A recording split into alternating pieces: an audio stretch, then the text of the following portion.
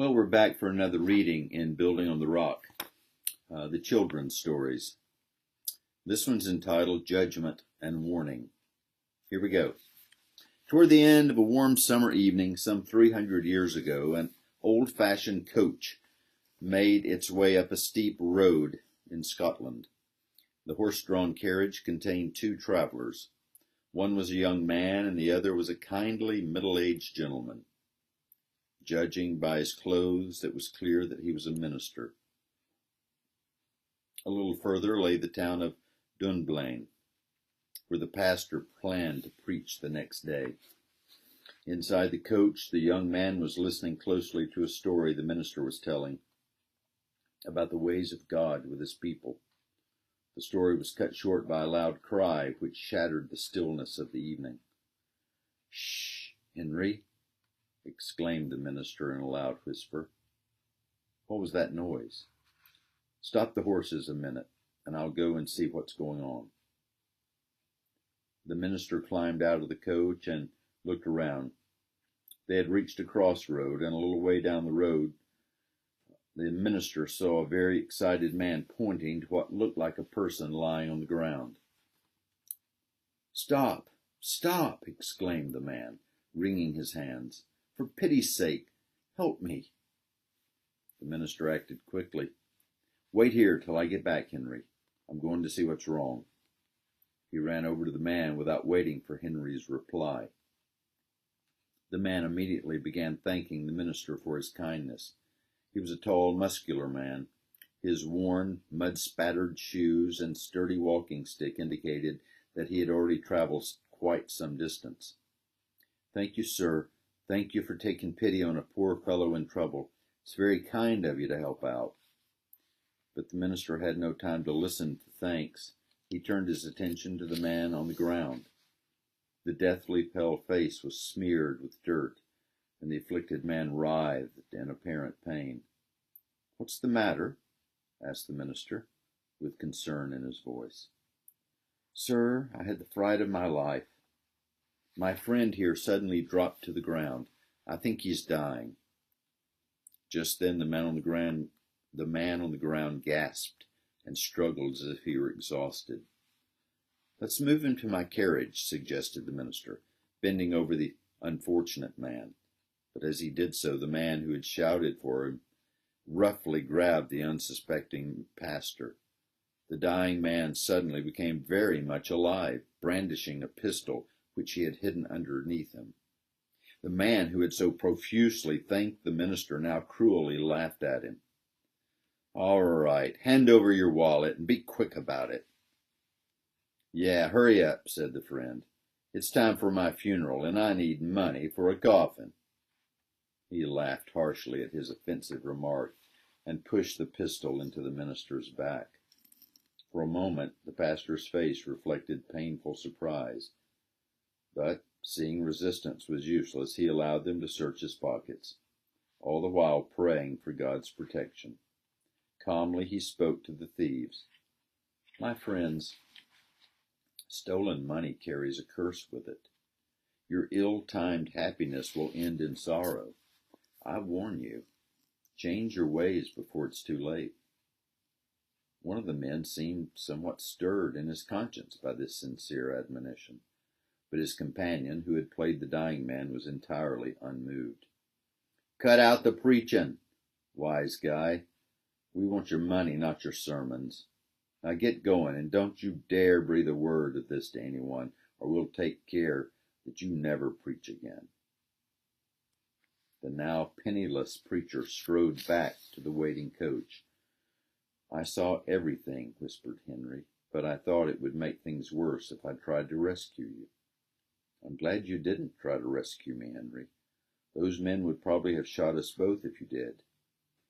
But what a shameful setup to imitate death as a means of achieving their goal. It pains me to see them pursuing their wicked aims. Often they are ruined by these very goals. These thieves are more hardened than most, I believe." By this time they had almost reached the top of the hill, and in the valley they could see the church steeple of Dunblane, shimmering in the crimson glow of the setting sun.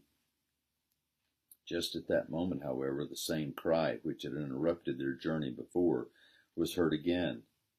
Soon the same man, came running up to the coach.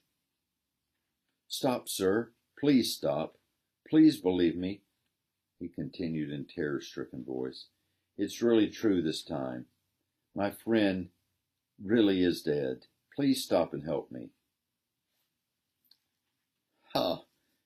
You just want to rob me now," jeered Henry. "Be satisfied with what you already have. We're almost in Dunblane, and we're telling the police right away." "No, no, sir. I'm serious. Honest I am. I wouldn't risk being caught in this way if I weren't." The man was so obviously terrified that the travelers thought he must be a very good actor if this was not real fear. After a moment's hesitation, the carriage came to a halt again. "Okay, what's the matter this time?" demanded the minister. "Sir, please come back. The man whom you saw on the ground really is dead this time. He died right after you left." "Oh, please come back with me." He looked anxious. From one traveler to the next, he wiped the perspiration from his damp forehead as he glanced back and forth. "Perhaps you think I'm easily deceived, Henry, but I'm quite sure that he's telling the truth," said the pastor. "I'd like to see this strange adventure to its end. If you'd rather stay here, I'll go on alone." "No, I'm going with you, no matter what," stated Henry firmly. So they returned to the site of the robbery, where they soon discovered that the man was not lying. The body of the robber who had been feigning death lay on the road, his face visibly stamped by the king of terrors. As the minister knelt down to see if he could possibly revive the man, he was struck with awe at the reality of his death. The exact cause of death was unknown to him, but there was no doubt that he was beyond assistance. He had been summoned into eternity almost in the very moment of committing his crime. "This is a fearful warning, my friend," said the minister, turning to the surviving robber.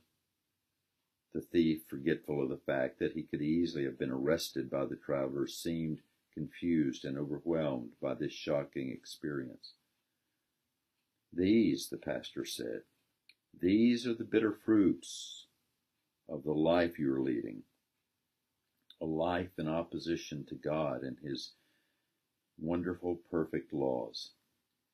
The robber lowered his gaze under the pastor's intent look. "Take back your money, sir," he stammered, as he held the stolen wallet out. "And believe me, I'll never again steal a penny as long as I live." "Don't trust your own resolutions, my friend," replied the minister.